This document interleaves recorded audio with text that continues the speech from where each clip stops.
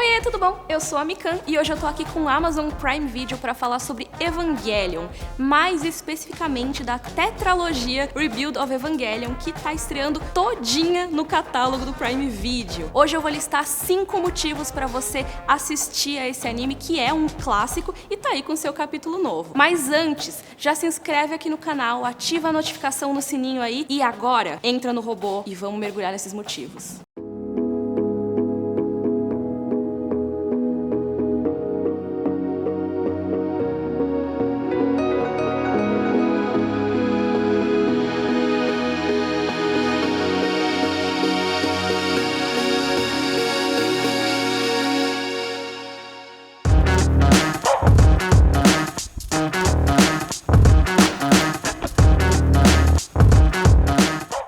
Motivo, o melhor anime de todos os tempos? Como assim? Vamos debater aqui nos comentários, inclusive. Mas dá pra dizer que Evangelion é uma das franquias mais queridas aí pelos otakus do mundo inteiro. Em 95 a gente teve o anime de 26 episódios, depois teve o End of Evangelion, que foi um filme, e também o Death and Rebirth, outro filme. Mas agora, o criador da franquia, Hideaki Anno, decidiu fazer a versão definitiva, Rebuild of Evangelion, que são esses 4 filmes com novas animações, com 3D, efeitos novos, recursos de finalização, de colorização e tudo mais que deixam esse anime lindo de ver. Tá uma festa pros olhos de verdade. Tramas desenvolvidas de uma maneira mais aprofundada, como ele tinha a intenção de fazer, personagens com seu desenvolvimento mais aprofundado e tudo mais. Então é uma experiência toda para uma franquia que já é um clássico. Mas o que é Evangelion, para quem não conhece? A primeira coisa que eu acho legal de contar é que a gente tem essa cidade chamada Tóquio 3, que é uma cidade que sobreviveu já a bastante devastação. A gente tem uma sociedade que tem um ataque desses seres chamados anjos, depois do segundo impacto, que foi um negócio muito louco que aconteceu lá na Antártida e tudo mais. Mas resumindo bastante, esses seres chamados anjos são basicamente indestrutíveis. Eles não podem ser atacados por armas comuns, é muito difícil derrotá-los. Mas existem esses seres, máquinas, é difícil explicar, eu vou chamar de robôs aqui pra ficar mais fácil, tá? Que se chamam Evas. Eles são pilotados por humanos, mas é bem complicado, não pode ser qualquer pessoa que vai pilotar um deles. E aí entra o nosso protagonista, que é o Shinji Ikari, que é convocado pelo pai dele, que é um pai mega ausente, pra pilotar o Eva 01. Então, pra isso, ele, um adolescente, um estudante, vai lá aprender como que funciona a NERV, que é essa associação, essa sociedade, essa organização militar que vai controlar os Evas e vai ser responsável pelo treinamento do Shinji como um futuro piloto de Eva. E aí você já pode imaginar como que é complicado para um adolescente que tem a pressão de todo o futuro da humanidade tá dependendo dele pilotar ou não um robô, né? Já começa aí um dos dilemas morais que a gente vai ter em Evangelion. A gente vai acompanhar toda essa saga do Shinji sobre entrar ou não no robô e o que essa decisão pode implicar.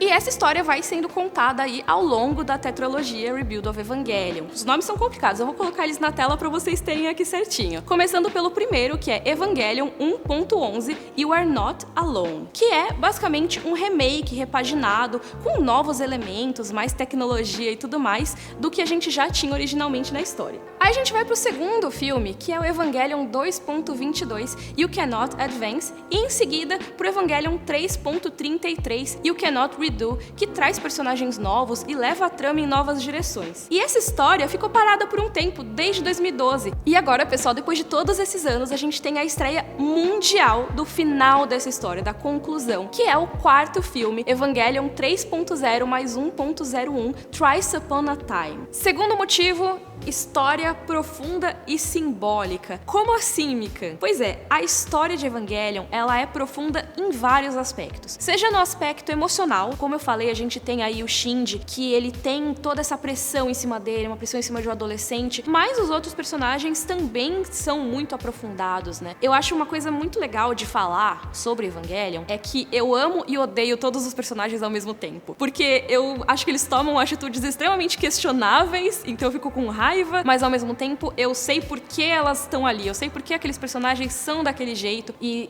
o anime mostra muito os traumas deles e tudo mais. Então, eles são realmente pessoas, sabe? Você vê aqueles personagens como pessoas. Isso é muito legal, na minha opinião. E aí, você tem a outra parte de profundidade, que é toda a trama, que é muito política e complexa em Evangelion. Você tem teorias da conspiração, organizações secretas, governo escondendo coisas por debaixo do pano, e tudo isso vem à tona durante a história. Você vai descobrir várias coisas que estão ali ocultas, que podem causar vários problemas pro pessoal. E tudo isso temperado com cenas de ação super intensas, né? Você tem as batalhas entre os anjos e os Evas. São cenas que muitas vezes são mega sangrentas, né? O anime não poupa a gente do gore, o que eu acho muito legal, na minha opinião, né? E essas cenas são intensificadas pelos sentimentos intensos dos personagens. Evangelion discute muito essa relação homem-máquina. Inclusive, até isso é um pouco discutível, porque essa própria natureza de máquina dos Evas é discutida. Eles são muito mais do que isso, e isso é aprofundado ao longo da história. E já que a gente tá falando dos Evas, vamos pro próximo motivo aqui. Terceiro motivo, robôs, monstros e cenas chocantes. Eu falei um pouquinho lá atrás que Evangelion não poupa a gente do gore, né? Você tem muitas cenas que tem muito sangue, muita violência e muito choque mesmo. E assim, vocês podem dizer aí nos comentários o que vocês acham, mas eu, Mikan, acho que isso é uma vantagem muito grande dessa história, porque com esse choque, com essa violência, eles conseguem mostrar pra gente quão pesada é a decisão do Shinji de pilotar um Eva.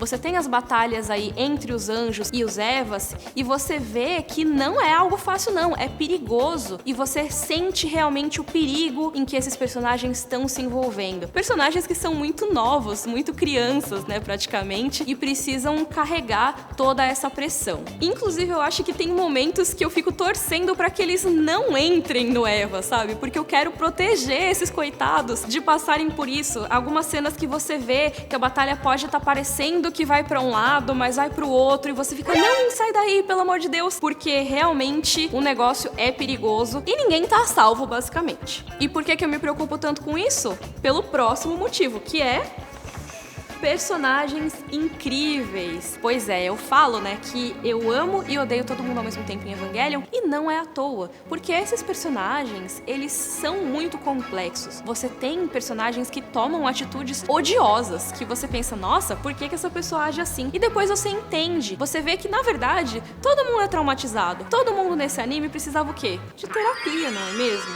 Pois é. Eu queria começar pelo Shinji, que eu acho que é bem, assim, eu falei, né, que ele tem toda essa pressão em cima dele, mas tem uma outra coisa. Ele tem uma relação muito complicada com o pai dele, a ponto de virar meme, né, essa relação do Shinji com o Gendo Ikari, porque ele é um pai que é muito ausente, é muito rígido, coloca toda essa pressão em cima do filho. Ao mesmo tempo, você entende que o Shinji é necessário ali, ele precisa salvar a humanidade. Então, nada é super fácil em Evangelion. Você não consegue necessariamente dizer que algo tá certo ou que tá errado. E vários outros personagens seguem esse tipo de padrão. Você vê um personagem, às vezes, sendo rígido ou ríspido com alguém, e você fica, nossa, eu não agiria assim. Mas aquele personagem tem uma carapaça por um motivo, porque ele sofreu algum trauma e tudo mais. Dá pra entender todo mundo ali, e eu realmente quero proteger todo mundo. Apesar de eu não querer conviver com essas pessoas, talvez, na minha vida, eu gostaria que elas ficassem felizes e tivessem um final feliz. E assim, apesar de ter muito trauma, de ter muita coisa tensa rolando nas relações entre os personagens em Evangelion, nem tudo é super sério assim. Você tem vários momentos de comédia no anime, né? Principalmente ali no começo, você tem o Shinji com a Misato, que ela trabalha ali na NERV também, e ela é como se fosse uma mentora pro Shinji, né? Eles chegam a morar juntos e tudo mais. E a Misato, ela é bem engraçada, é uma das minhas personagens preferidas de Evangelion, e eu gosto muito da interação que ela tem com o Shinji. Você tem alguns outros momentos mais de comédia também, por exemplo, a Asuka, né? Que é outra personagem que faz bastante sucesso com os fãs do anime, que tem esses momentos mais tsundere, né? Que é aquela que gosta de você, mas vai fingir que não gosta, que vai brigar, que vai rir da sua cara, mas ao mesmo tempo tá querendo sua aprovação. Então você tem esses momentos mais descontraídos que também fazem parte desse todo da complexidade das relações, porque mesmo se você tiver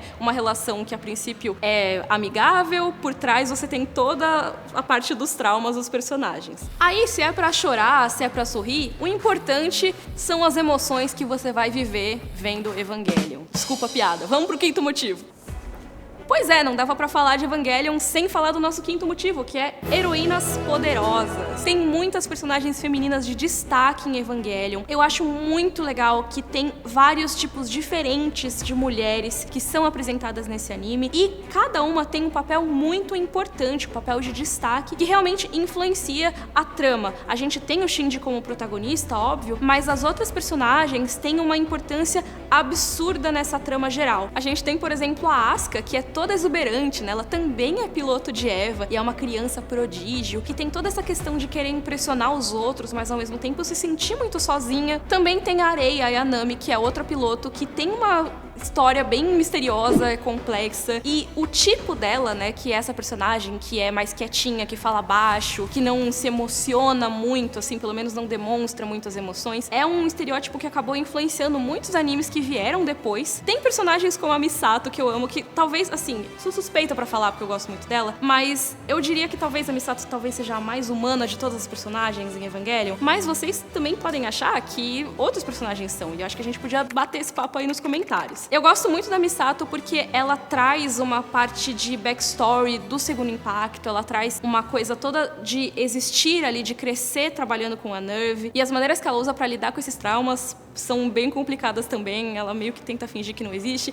Enfim, tô falando um monte sobre essa personagem, mas tem várias outras com muito destaque. Eu queria trazer, por exemplo, Aritsuko, que é a Hackerman ali de Evangelion. Ela traz toda a coisa dos sistemas e tudo mais. Então, você tem personagens femininas que são de destaque, que trazem importância na trama, que vão realmente influenciar os rumos que a história toma. O que eu acho muito legal, pensando que a gente tá falando aqui de uma história que é originada em 95. Tem tramas novas agora e tudo mais, mas desde 95 você já tem esse protagonismo feminino muito forte em Evangelion. Você tem vários tipos de mulheres sendo mostrados em Evangelion, e cada uma tem a sua importância e as suas características. Eu gosto muito que tem essa variedade toda. E é por isso que eu acho esse um dos motivos pra recomendar Evangelion pra vocês. E, gente, esses foram só 5 motivos, mas eu podia ficar aqui falando o dia inteiro, é que esse vídeo ia ficar muito longo. Tem muita coisa, muitos motivos que dá pra gente colocar aqui pra recomendar Evangelion pra quem ainda não conhece, ou recomendar Rebuild of Evangelion pra quem já conhece a franquia e quer conhecer essa versão nova e definitiva da história.